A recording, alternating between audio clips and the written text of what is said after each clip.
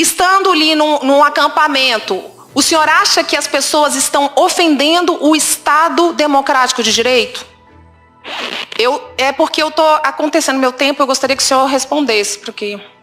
Bom, então aqui eu estou com uma certa dificuldade de ouvir do general, que era comandante do GSI, o que realmente ele defende, porque o senhor acabou de dizer que defende... Olá, eu sou Marília, repórter digital do canal Saiu no Diário Oficial Notícias. Se inscreva e ative o sino para receber notícias diárias sobre os principais acontecimentos da política brasileira, como por exemplo, decretos presidenciais, decisões do STJ e STF e muito mais.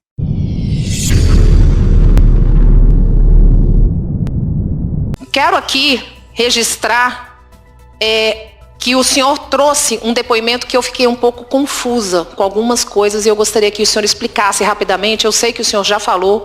Eu quero pedir, antes de iniciar as minhas perguntas, que o senhor não se sinta de nenhuma maneira ofendido se eu interrompê-las, porque, como foi dito aqui, nós temos um tempo menor e eu gostaria de esclarecer para que a gente pudesse criar uma linha. A primeira coisa que o senhor traz é a respeito do Estado Democrático de Direito, que foi logo na sua explanação inicial, que o senhor é um defensor do Estado Democrático de Direito. O senhor pode falar rapidamente o que o senhor entende por isso? O senhor pode repetir novamente para ficar gravado? É um Estado que todo mundo tem os seus direitos. Isso, o senhor, na sequência que o senhor falou isso, o senhor falou o seguinte, que o Estado Democrático de Direito é a oportunidade, inclusive, de nós retrucarmos, o senhor falou essa palavra. Então, nós estamos aqui falando de um cidadão, que é um general, que defende a livre manifestação. É isso? Sim.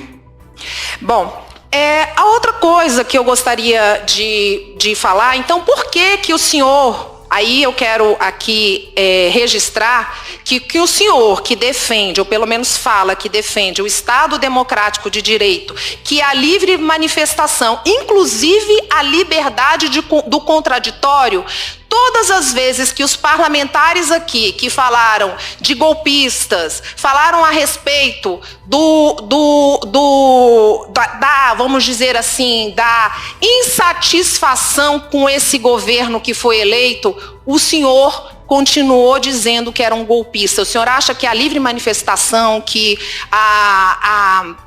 o acampamento, ele estava invadindo o Estado do Estado Democrático de Direito? Deputada, eu realmente não analisei essa pergunta. O senhor acabou de me falar a respeito do Estado. E o senhor acha que a livre manifestação de quem está falando que não está satisfeito com uma eleição, estando ali num acampamento, o senhor acha que as pessoas estão ofendendo o Estado Democrático de Direito? É porque eu estou acontecendo meu tempo, eu gostaria que o senhor respondesse, porque...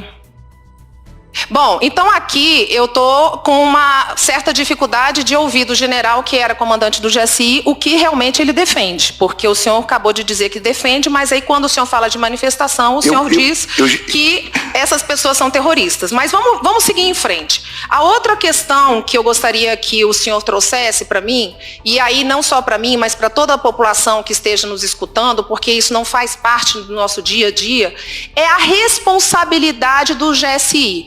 O GSI tem 4 secretarias. Uma delas é a responsabilidade da segurança pessoal dos familiares do presidente da República e do vice-presidente. Quais são as outras secretarias? Deixa eu olhar aqui, que às vezes eu erro o nome, por favor, desculpe. Então vamos lá, para que a gente não possa perder tempo, a Secretaria do Nuclear que o senhor trouxe, a Secretaria que cuida das terras estratégicas, a Secretaria de Aviação, e o senhor disse que o GSI mudou ao longo do tempo. Isso daqui foi mudado ao longo desses últimos 4 anos, ou quando o senhor estava responsável por esses 2 anos do governo Lula, já era desse jeito? Tá gostando do conteúdo? Curta esse vídeo e fique conosco até o final. Quando eu assumi o Departamento de Segurança em 2003, a concepção do Gabinete de Segurança Institucional era outra. Eu não sei, na realidade, quando mudou. Quando eu cheguei, estava mudado. Você tem a Secretaria de Coordenação de Sistemas, que cuida da área nuclear e da área espacial. Você tem a Secretaria de Assuntos de Defesa e Segurança Nacional, que cuida do Conselho, na realidade, de Defesa e Segurança Nacional e da Câmara de Relações Exteriores. Você tem a Secretaria de Segurança da Informação e Segurança Cibernética e você tem a Secretaria de Coordenação e Segurança Presidencial. São essas 4 secretarias, mais o Departamento de Gestão, deputada. O que nós temos aqui, o senhor falou várias vezes que o GSI não foi ao PAI. O senhor deixou claro também que provavelmente alguém que era do antigo comando recebeu o convite, mas não repassou para o novo comandante, que era o senhor, o ministro. E aí, realmente, não tem no PAI a presença do GSI, mas nós temos a presença do Ministério da Justiça, representado pela Polícia Federal. Qual é a ligação do GSI com o ministro da Justiça? Qual é a ligação do GSI com a Polícia Federal? O GSI não tem nenhum protocolo de ligação com a Polícia Federal e nem com o Ministério da Justiça. Nenhum. Então, assim, o governo não conversam, não trocam informações. Eu estou perguntando isso por quê? Eu estou perguntando isso porque nós temos principalmente a presença do Ministério da Justiça e nós temos aqui uma correspondência do ministro Flávio Dino e que para nós é uma surpresa, inclusive o senhor como ministro do GSI, não ter nem tido acesso a isso, mas ele faz essa vamos dizer assim, primeiro tem um documento de um senhor chamado Andrei Augusto Passos, que é o delegado da Polícia Federal, o diretor-geral, fazendo esse documento para o governador Ibanez e para outras instituições, dizendo da necessidade de aumento de segurança naquele momento, dia 8. E o senhor disse algumas vezes aqui que o senhor não teve nenhuma comunicação, inclusive do governo federal. Não foi isso que o senhor disse? Não, eu não tenho conhecimento dessa documentação que a senhora está falando. Eu passo aqui depois para o senhor cópia, mas essa Obrigado. Documentação, inclusive, tem o SEI. Então, o que a gente percebe é que houve uma sabotagem, e aqui eu estou abrindo uma linha de investigação, uma sabotagem do ministro da Justiça, Flávio Dino, ao próprio GSI. Ao próprio GSI. Me surpreende alguns parlamentares quererem entregar ainda cidadão honorário para esse ministro. Um ministro debochado, um ministro que não tem responsabilidade, e vou dizer mais, ele queria tomar o GSI da segurança, que é o nosso exército, porque ele queria entregar isso para a Polícia Federal. E aqui eu peço ao relator que o senhor siga essa linha de raciocínio. Essa linha de raciocínio de uma emboscada do próprio ministro debochado Flávio Dino. Eu peço a gentileza aqui, a Guarda Nacional é de responsabilidade de quem, general? A Guarda Nacional, a Força Nacional é de responsabilidade de quem? Ministério da Justiça. Vamos ver o vídeo 1 que eu tenho aqui para mostrar a sabotagem. Lá no fundo, ó, a tropa de choque, eles estão entrando... Se puder aumentar o volume, eu agradeço. Vou falar com você que agora, olha só, eles estão se retirando, provavelmente é a Força Nacional. Pelo amor de Deus! Olha só. O que está acontecendo aí é a Força Nacional, que é de subordinação do ministro Flávio Dino, se retirando da manifestação, facilitando, como foi dito aqui pelo coronel Naime, a entrada no Palácio do Planalto, no Congresso Nacional e no STF. Nós estamos abrindo uma outra linha de raciocínio, relator, que é a própria sabotagem, porque tinha interesse nas secretarias do GSI. É muito sério o que está acontecendo aqui. A sabotagem do Estado Democrático de Direito, mas muito mais do que isso. A sabotagem da nossa riqueza brasileira.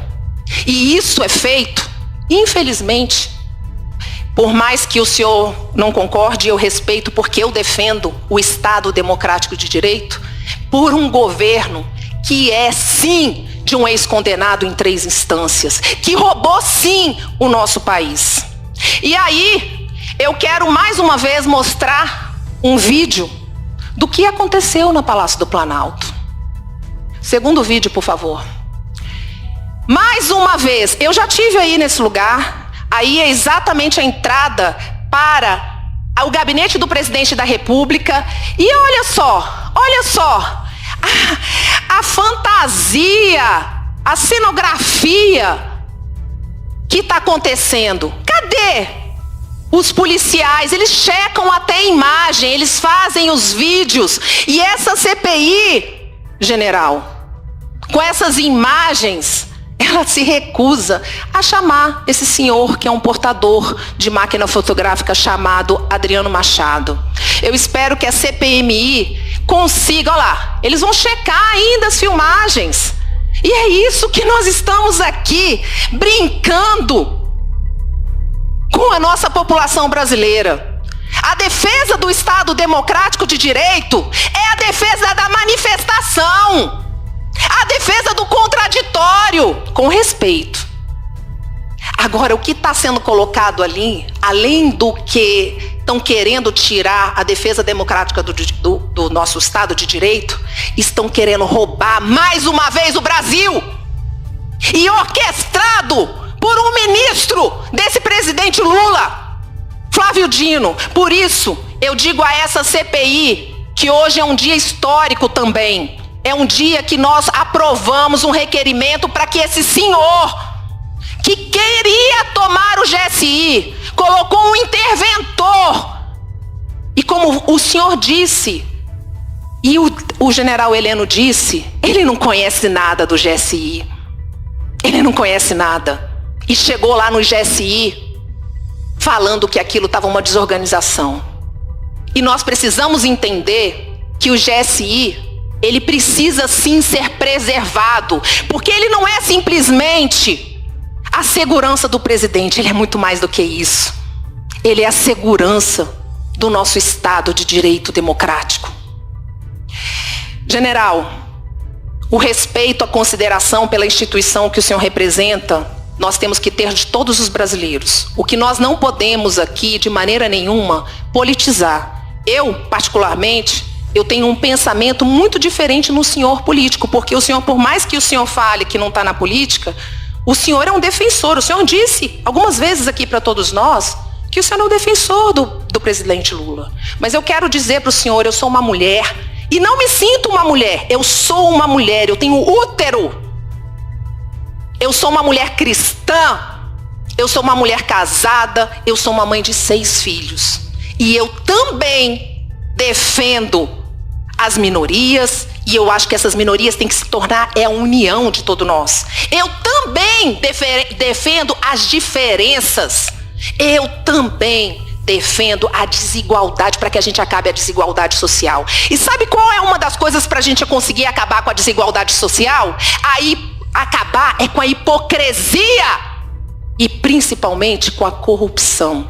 A corrupção, ela mata. A corrupção, ela mata.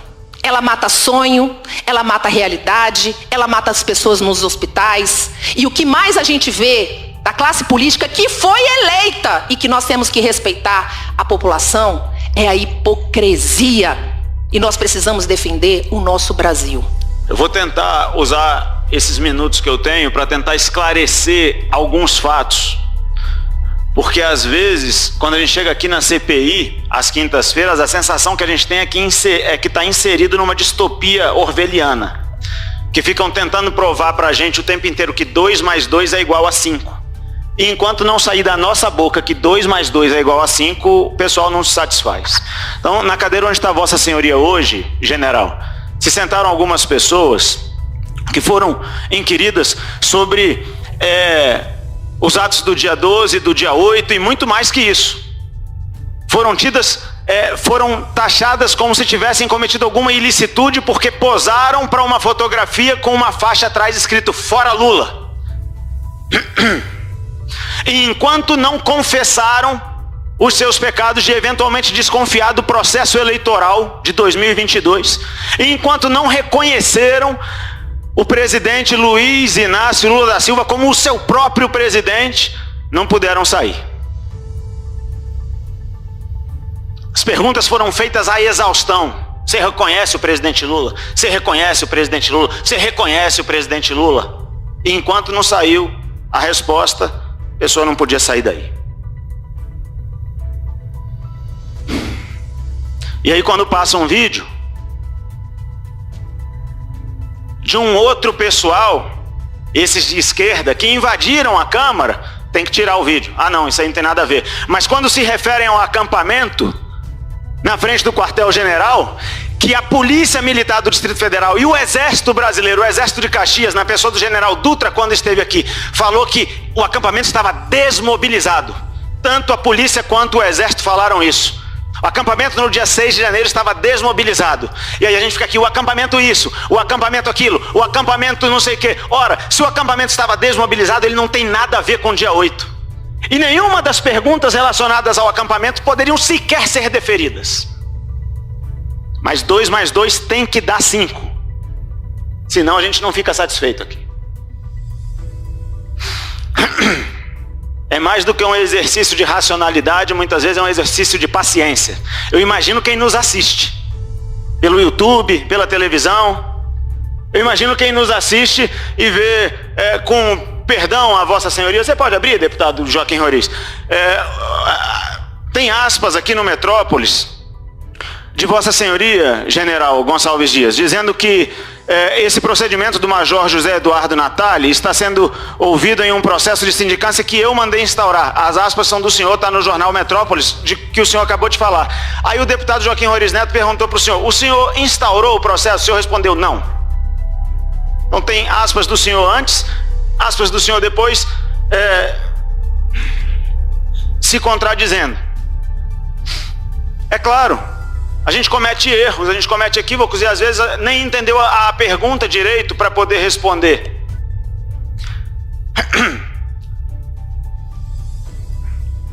Mas a sensação que isso transmite para nós é muito ruim. É muito ruim também que outras pessoas, quando sentaram na cadeira que Vossa Senhoria está sentado aí hoje, não tiveram a defesa quando colocados diante de situações que não eram boas para elas, perguntas que não eram confortáveis para elas. Vossa Senhoria, general, falou assim, a política entra por uma porta nas Forças Armadas e a hierarquia, a disciplina e o respeito à cadeia de comando saem pela outra. Com todo respeito a Vossa Senhoria era conhecido como general do Lula, quando ainda estava na ativa.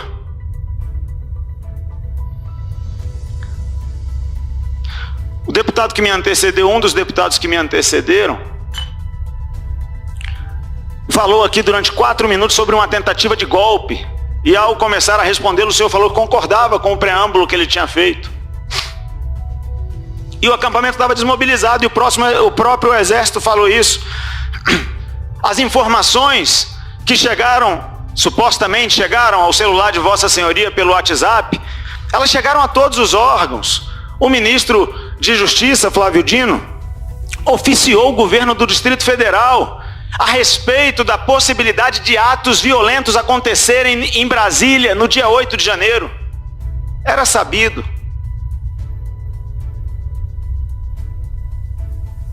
O senhor falou, general, sobre eu não sei qual é o termo técnico, se eu errar me perdoa, a retirada do pelotão que estava lá no Palácio do Planalto para que eles ficassem de prontidão no QG.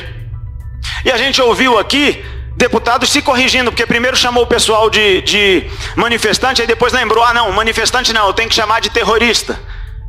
E aí Vossa Senhoria diz para nós todos aqui, para o Brasil que nos assiste, que teve um sentimento, uma inquietação, uma angústia, pegou o seu carro e foi até o Palácio do Planalto enfrentar de peito aberto os terroristas. Os terroristas. Quer dizer, o pelotão que estava lá foi para o quartel-general. E para enfrentar os supostos terroristas, a gente deve acreditar que foi o general apenas. Aí, Vossa Senhoria apareceu nos vídeos. O deputado pastor Daniel mostrou o vídeo aqui do presidente Lula dizendo que não tinha. O deputado Lindbergh, a edição ficou até boa, porque parecia até um diálogo entre eles. Aí o presidente Lula decreta sigilo sobre os vídeos. Quer dizer, os vídeos não podem aparecer. Alguém vazou os vídeos e apareceu na televisão. Depois da divulgação dos vídeos, Vossa Senhoria se retira do cargo de ministro do GSI.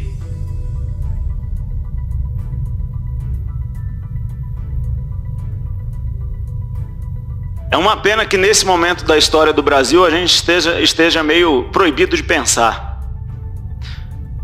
Porque se o povo brasileiro ainda tivesse liberado para pensar e expor as suas ideias de maneira livre, talvez a teoria que foi ridicularizada aqui, eu não sei falar em inglês, é false flag, essa teoria fosse levada a sério. Porque são tantas coincidências na cronologia dos fatos, que não seria errado alguém pensar assim: o grupo político que se beneficiou produziu os atos. Mas a gente não pode pensar. O brasileiro está proibido de pensar. O tempo passa e surge a notícia de que o Gabinete de Segurança Institucional enviou no dia 20 de janeiro a cópia do relatório de informes da ABIN ao Congresso Nacional. Em especial a Comissão de Controle das Atividades de Inteligência do Congresso. Neste relatório que foi enviado, nessa cópia do relatório, não estavam as mensagens a que outros deputados se referiram aqui antes de mim. Só lembrando que no dia 20 de janeiro, Vossa Senhoria ainda era o ministro do GSI. Tempos depois, já sob o comando do general Marco Antônio Amaro dos Santos, o GSI, no dia 8 de maio, envia novamente a cópia dos relatórios, mas agora consta da cópia dos relatórios as mensagens que foram enviadas ao WhatsApp de Vossa Senhoria. O GSI justifica como sendo um erro material. Eu não duvido que tenha sido um erro material. Eu não duvido que tenha sido um erro material. Mas há muitas pessoas que têm o direito de duvidar e de pensar: será que foi mesmo? Pelo simples fato de que o primeiro relatório foi enviado quando Vossa Senhoria ainda ocupava o cargo, e o segundo quando Vossa Senhoria não ocupava mais. O primeiro omitiu as mensagens, o segundo não. Pode ter sido um erro material? Pode ter sido um erro material, mas não pode ser ceifado de nós o direito de pensar e de adotar qualquer linha de investigação que seja possível. Entre elas a teoria da bandeira falsa, que o deputado Joaquim Roriz Neto levantou aqui. A gente ouve muito falar nessa tentativa de golpe com estilingue. Eu custo acreditar que alguém vai tentar dar um golpe de Estado e tem como objeto de demonstração da sua força estilingues, paus e pedras. É uma tentativa de golpe de pessoas que são taxadas de terroristas. Eles queriam tomar o poder, entre aspas. Quem não se lembra de Zé Dirceu, dizendo que eles iam voltar ao poder, mas não vencendo eleições, eles iam tomar o poder. Zé Dirceu, que é um dos grandes líderes do movimento que escravizou a América Latina com o socialismo, o Foro de São Paulo, que agora vai fazer reunião aqui em Brasília. Quem não se lembra dele falando isso? Quem não se lembra de outras pessoas pertencentes ao mesmo movimento político, se é que se pode chamar de movimento político, falando que eleição não se ganha, o poder vai ser tomado? São estes mesmos que agora querem imputar à direita um movimento dito de tomada de poder. Não é verdade. Simples desse jeito. Não é verdade.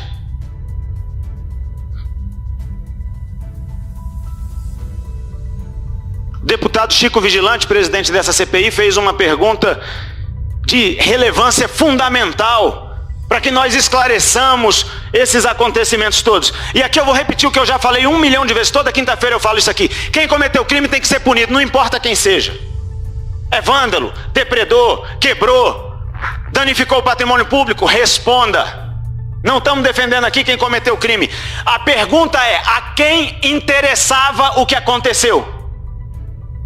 Porque ao responder a quem interessava o que aconteceu, muitas pessoas têm o direito de chegar à conclusão de que as digitais do movimento político que se beneficiou com o que aconteceu estão no acontecido. Isso não pode ser descartado. Isso não pode ser descartado. Seria um erro da nossa parte acreditar que simplesmente as pessoas vieram para Brasília quando o acampamento já estava desmobilizado, quando o presidente já não era o antecessor Bolsonaro, o líder deles, né, o suposto líder daqueles que quebraram tudo. Ele já viajou e já foi embora para os Estados Unidos desde de 30 de dezembro. E aí essas pessoas resolvem pensar assim, agora vai dar certo. Agora que o presidente Bolsonaro não é mais presidente, agora que ele foi para os Estados Unidos, agora que o Lula é presidente, que o novo ministro do GSI é do governo Lula, que os ministros são do Lula, agora a gente vai com os nossos estilingues tomar o poder. Meu Jesus! Um movimento de tomada do poder. Então a pergunta que tem que ser feita efetivamente é a pergunta que o deputado Chico fez, que o deputado Joaquim fez, que eu já fiz, que a deputada Paula já fez, que o deputado Daniel já fez, a quem interessava? Quem deixou as suas marcas, as suas digitais para se beneficiar com o que aconteceu? Porque eu sei quem foi prejudicado. Prejudicada foi a direita brasileira. Agora, bolsonarismo não é um movimento político. A mídia e grande parte dos políticos de esquerda tratam o bolsonarismo como um tipo penal tácito, inexistente de maneira escrita, mas que quando você rotula alguém de bolsonarista é como se você estivesse falando assim, é criminoso. No imaginário da população é assim, é terrorista. É genocida, é isso, é aquilo. É mentira. Essa narrativa é uma narrativa mentirosa. Porque o movimento político que foi prejudicado com o dia 8 é um movimento político de direita. É uma direita que nasceu e que não vai retroceder, não vai deixar de existir. Não vai deixar de existir. Nós continuaremos em busca da verdade, continuaremos a expor os nossos princípios e valores. E eu quero encerrar aqui que Bolsonaro só se tornou Bolsonaro porque ele teve coragem de externar, verbalizar o sentimento, os princípios, os valores de centenas, de dezenas de milhões de brasileiros. Dezenas de milhões de brasileiros olham para o presidente Bolsonaro e falam assim, esse cara representa os princípios e os valores que eu acredito. E ele pode ser tornado inelegível hoje, porque os valores que ele representa não vão morrer. Os princípios que ele representa não vão morrer. Nós não vamos abrir mão de ser quem nós somos. A pergunta que tem que ser respondida é, a quem interessava? Qual grupo político se beneficiou e qual grupo político foi prejudicado? Eu sei. A esquerda foi beneficiada pelos atos do dia 8 de janeiro. Agora tudo que a direita faz é criminalizado por causa do dia 8. A direita foi prejudicada e é com isso que eu encerro pedindo perdão pela ênfase excessiva. Que bom que você ficou aqui até o final. Nossos vídeos vão ao ar de segunda a sexta às 19 horas. Compartilhe esse vídeo para que mais pessoas saibam o que está acontecendo em nosso país. Vejo você no próximo vídeo.